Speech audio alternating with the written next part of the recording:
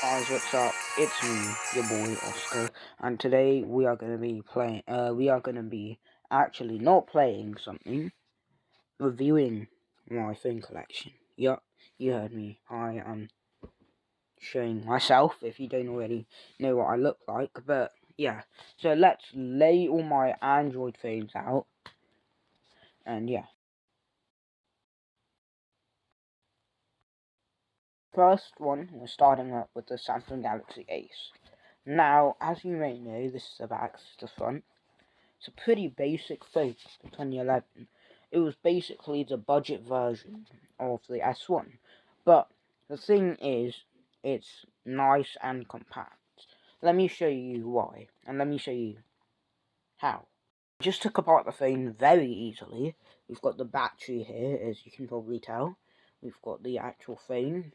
And in the phone, we've got a SIM card slot, an SD card slot, on the side somewhere. Can't remember where. Yeah, micro SD card. If you can't read that, it's just because it's not focused. And then we've got the back cover. So we've got a camera lens as well, and a torch. So that's basically everything you need in a phone back in 2011. Let me just put it back together now. It's a pretty decent phone, and a way to tell if your phones are running smoothly is to play Cut the Rope. Yes.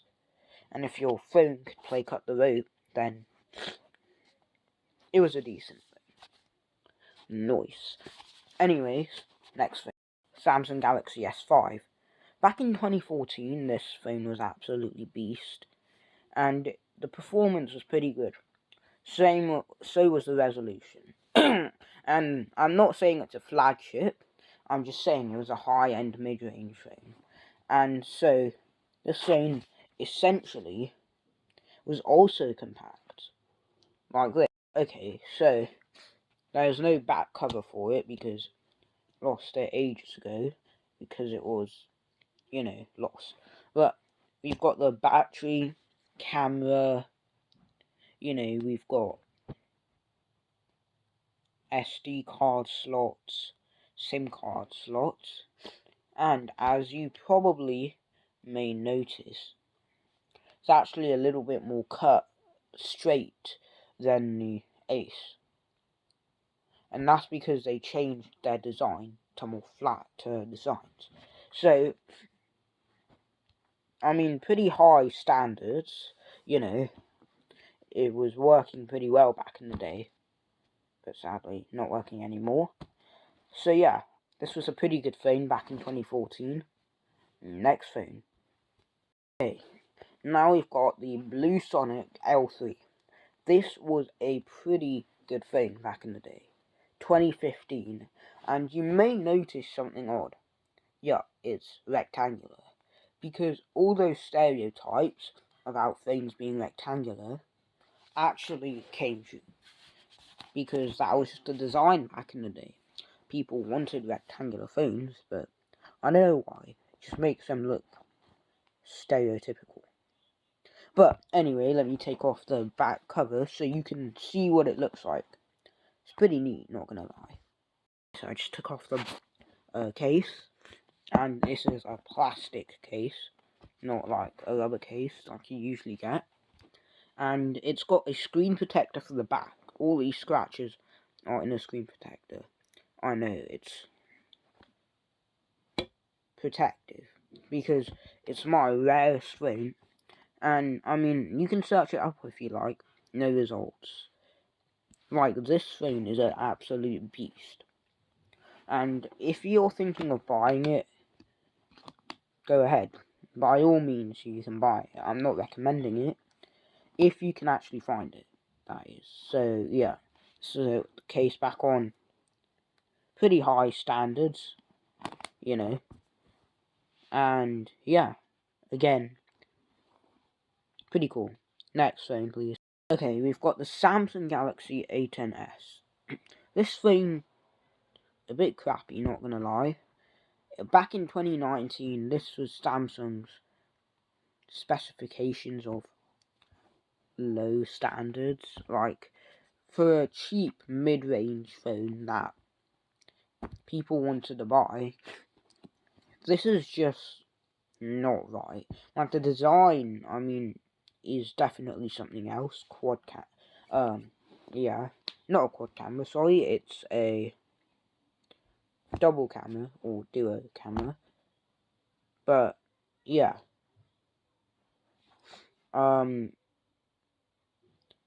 SD card slot as well. SIM card slot, whatever, you know. But the main thing is about this thing is that it's really crappy. And I don't like that. No one likes that. But the cool thing is that it's made out of the scratchy material that DJs used to play music back in the day in the 90s. Obviously, I wasn't born then, but, like, that's the really only cool thing about this.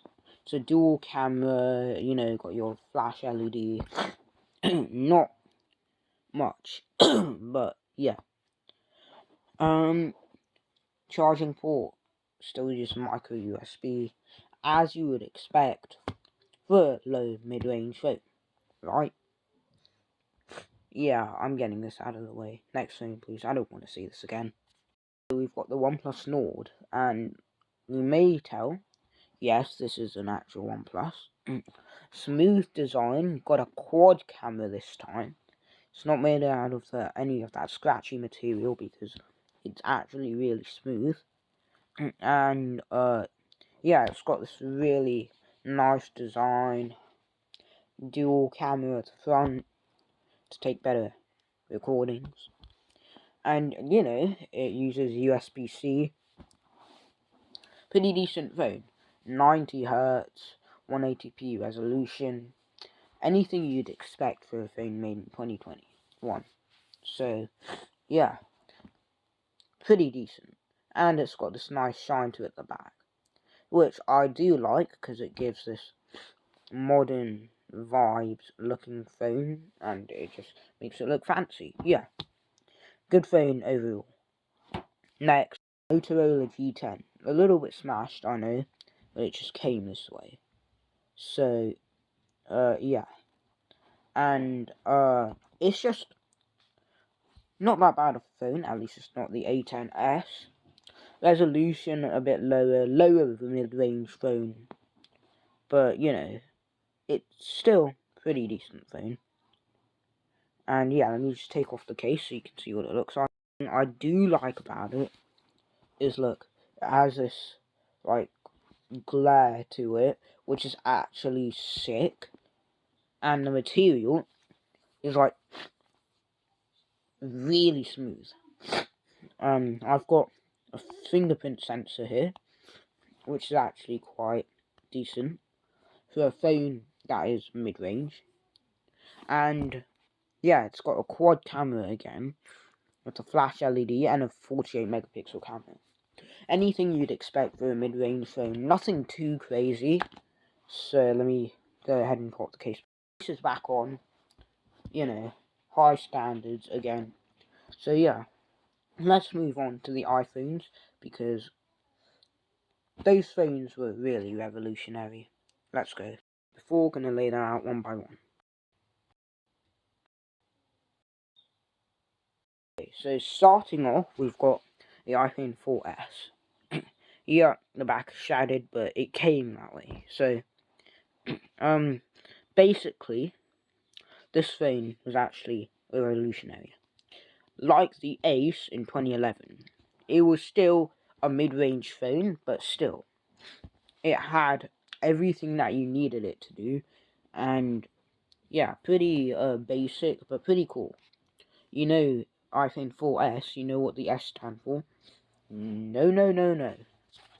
No, no, no, no. It didn't stand for small. It actually stands for iPhone 4 Siri. Because that's when Siri was introduced to the first iPhone. Well, the first iPhone that had Siri was the iPhone 4S. So, yeah, that concludes to the major update that Apple added, Siri.